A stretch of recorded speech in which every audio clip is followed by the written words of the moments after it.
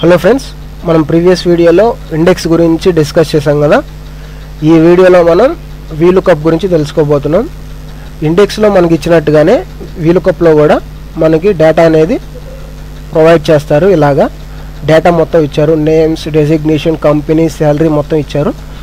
ఇక్కడ ఏం చెప్తున్నాడంటే మొత్తం కనుక్కోమని చెప్తున్నాడు.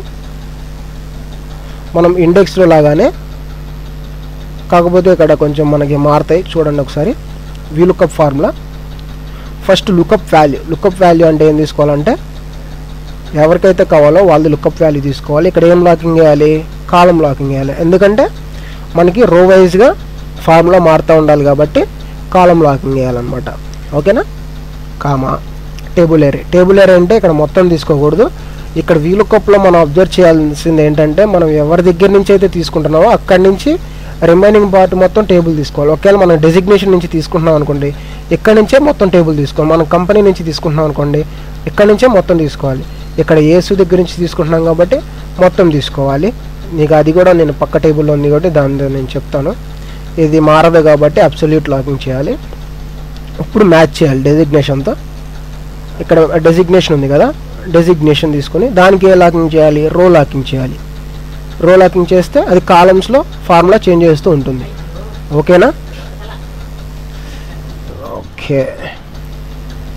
ఇప్పుడు లుకప్ ఎరే అనేది ఇక్కడ మ్యాచింగ్ కదా, లుకప్ ఎరే తీసుకోవాలి. లుకప్ ఎరే అంటే ఏం తీసుకుంటారు? ఇది హెడ్డింగ్ తీసుకుంటారు.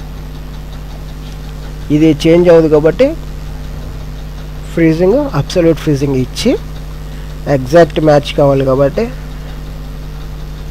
0 తీసుకొని 0 పెట్టి ఎంటర్ చేస్తే మనకి మొత్తం డ్రాగ్ చేసుకోండి. కంట్రోల్-D, కంట్రోల్-R నొక్కండి. మొత్తం వచ్చిందా? అది ఇలా మనం వీలుకప్ని యూజ్ చేసుకుని డేటా మొత్తాన్ని పొందొచ్చు అనమాట. ఇలా చేసుకోవచ్చు అనమాట. మనం ఇండెక్స్లో ఏం చేస్తాం? ఇండెక్స్లో ఫస్ట్ మొత్తం సెలెక్ట్ చేసుకునే డేటాని దానికి మనకు రిక్వైర్మెంట్ బట్టి మ్యాచ్ చేసుకుంటూ వెళ్తాం. ఇందులో కూడా అంతే. కాకపోతే ఏంటంటే ఫస్ట్ ఏం చేస్తామంటే మనం లుకప్ వాల్యూ తీసుకుని మనకి ఏసూది కావాలి, ఏసూది తీసుకుంటాం. ఏసూది తీసుకుని ఫర్ ఎగ్జాంపుల్ ఏసూది తీసుకుంటాం. ఏసూది తీసుకుని అక్కడి నుంచి తీసుకుంటాం. ఇక్కడ చూడండి, ఇక్కడ డెసిగ్నేషన్ నుంచి తీసుకున్నాడు కదా.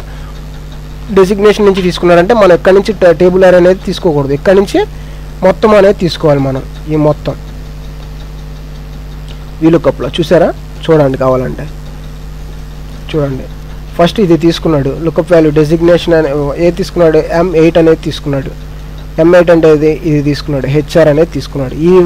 ఈ టేబుల్ని రెఫరెన్స్గా తీసుకుని చేశాడు.